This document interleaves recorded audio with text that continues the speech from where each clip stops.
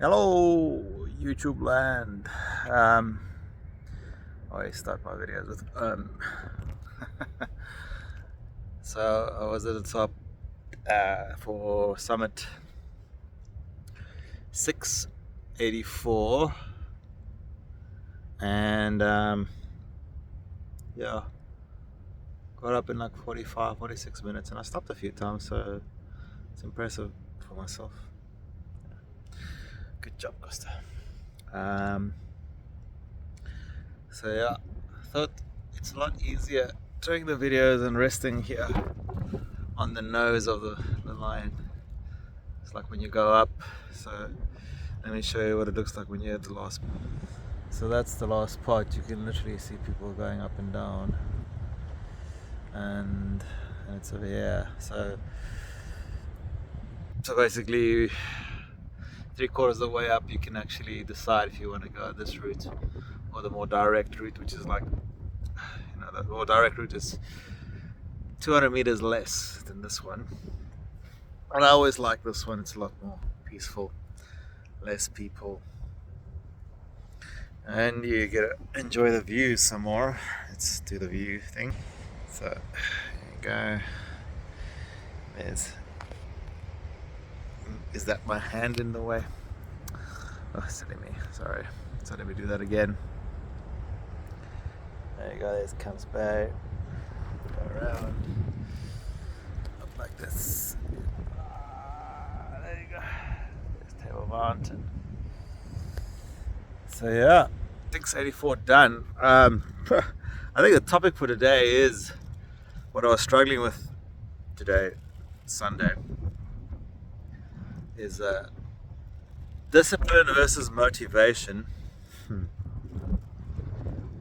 Motivation comes and goes. It's it's like emotions basically, come and go. So you can't just wait for motivation to do something. You're gonna have to rely on something more important and structured, which is discipline. And when you have ADHD, discipline is even harder. And I'm not making an excuse for people who have ADHD. It just means we have to work harder at it and be more kinder to ourselves, because we tend to, what happens is you start something and you're like, okay, from now on, I'm going to wake up at this time, I'm going to do this, I'm going to do this, I'm going to do this. And you do well for 2 or 3 days, and then on the 4th day you just fall off the trail or whatever, and then you stop. You just stop the whole effort together. You shouldn't. Don't stop. Just get back on the horse right away next day. Because if you think about it, out of 4 days, you got a 3 out of 4 victory. So don't rely on things happening sequentially and everything being perfect. That's what I would say, and I struggle with that. It's such a weird situation, right? ADHD and perfectionism somehow, in the wackiest way, goes hand in hand. And for our pharmaceutical people out there and doctors who know that ADHD is basically regulating dopamine and regulating emotions. That's the hardest. That's the challenge that ADHD people have. It's got nothing to do with whether it's in kids or adults. Everyone has it in a different way. Not everyone has it, but with the people who are struggling with it, it's not because they're a child or because they're adult. It's just different forms of it. And because we are different people all together, we're all different. We're going to experience it differently. So, sure, I should have paused my timer. Yeah, let me just pause that. Strava a second. So today was like, I almost didn't come, and the weather's perfect for a hike. The clouds are in the sky, it's nice and cool, there's a breeze, the sun is out, it's perfect. The mountain isn't busy. Just for your own information, the days you should not be coming up the mountain are on weekend mornings. If it's your first time, especially, don't come up on weekend mornings, because everyone else is here. When it's like freaking, what's that day called when everyone goes on this, you sail Black Friday at Canal Walk or whatever.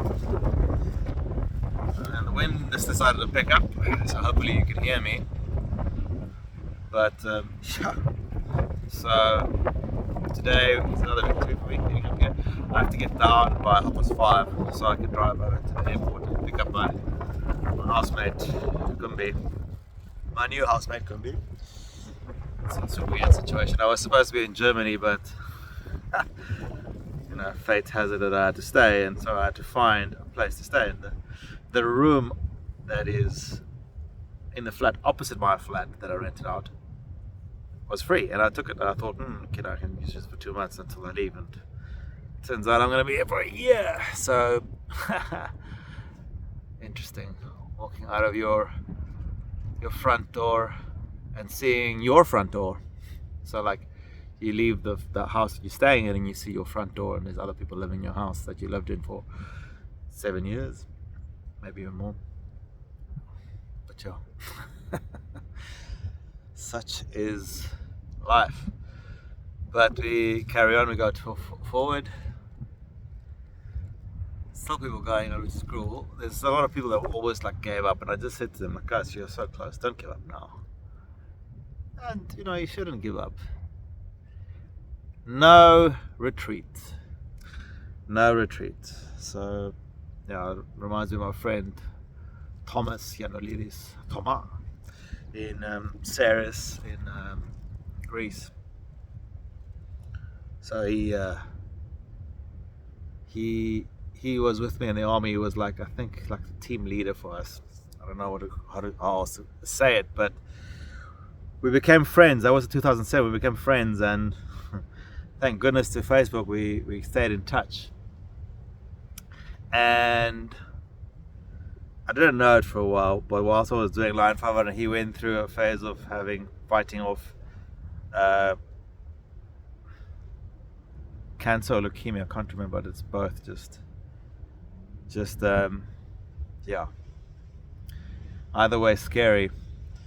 And one day he tells me that every single time he did his, he had to go for the what you call it, where they put the chemicals through you, chemotherapy. He would wear the Line 500 shirt that I gave him. And when he would think of me climbing the mountain and be saying to himself, I think he said he used to be saying to himself that he's a lion, he's going to make it. And I never knew that. For a while, I didn't know that I was inspiring my good friend in beating cancer. Now, when he told me that, I secretly went somewhere and cried, like mixed, like tears of joy, but tears of like, could have lost a friend. But it's goes to why I do what I do. It inspires me, and hopefully it inspires other people to get out there and be healthy, and take the bull by the horns and get up that mountain, because at the top of every mountain is the bottom of another mountain, and just keep going. And the point of the story is that my friend Thomas, he has this saying, never retreat, no retreat. And he said he's always wanted to tattoo it at the back of his calf, but due to his medical history, he cannot. So maybe one day I'll do it for him. I don't know how he'll take that. He might be a bit jealous, but it's good. I'm glad I went to the military, even if it was just for a short time. I made some of the good friends and some of the best life friends, like Thoma and Nectarius and Yanni and a whole bunch of other guys that I still try and keep in touch. Every single time I go to Greece, I go and touch base with as many as I can. I do owe Thoma Kutsuki that's his surname, Thomas Kutsukis.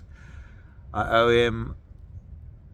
The next time I go to Greece, I have to go stay at his place for at least 3 days just to make up, because I kept on saying I want to come and I just can't make it. Because the guy lives like freaking in the opposite direction of everyone else. But I'm going to make an effort. So, yeah, a bit of my history with the military and with Greece and my friends, and I'm grateful for the time I spent in Greece during my military service. I'm grateful for my friend Thoma that's always looked after me every single time I come to Greece. Before I even can say anything, he's booked a hotel for me, and he looks after me. So I told him we're gonna make a plan. He has to come to Cape Town for the 1,000 summit. He has to help me get up this mountain for number 1,000 at least. And I can hear him say he'll come as long as we are 300 meters away from the coastline, because he's afraid of the great whites. The great white sharks. But yeah, that will be a good day to have my friend here, who's also an inspiration to me as a good human being, a very good dad, good husband. And I know he's the kind of guy that if I had to ask him that we need to go and do something crazy, or he wouldn't ask questions, he'd ask, what car are we going to take? Because he's got my back and I've got his. But yeah, and that's motivation, thinking of these people. But the discipline is remembering that you make yourself proud as well, and these people proud, by doing what you do. And discipline is doing things when you don't want to do it, to achieve things you do want to achieve. So I do want to come up here for my 1,000th time and share it with my closest friends. I don't want it to be a big party or stuff like that, like last time. I don't mind. It's just, our priorities have changed, and the way we want to do things has changed, and I just want to come up here with our closest friends, and afterwards just go to a bar or pub or something and just have a meal together. Probably a lot of people that don't know each other will finally get to know each other, and I don't know, you never know, maybe we are all from the same tribe. So yeah, anyway, so thank you for listening to my podcast. If you're still listening, hit that like button when you can. I know it's it's actually awkward the way YouTube put the like button, like you have to go out of the video and go like. Imagine watching the video and liking at the same time. I don't know if you can do that, but yeah, this one is for you, Hama, and obviously all my other buddies, but everyone's gonna get a summit, don't worry. Another 316 to do, so lots and lots of those. So yeah, I gotta go down, gotta get to the airport by 6. Adios muchachos, arrivederci, bespeld, and lekker slaap,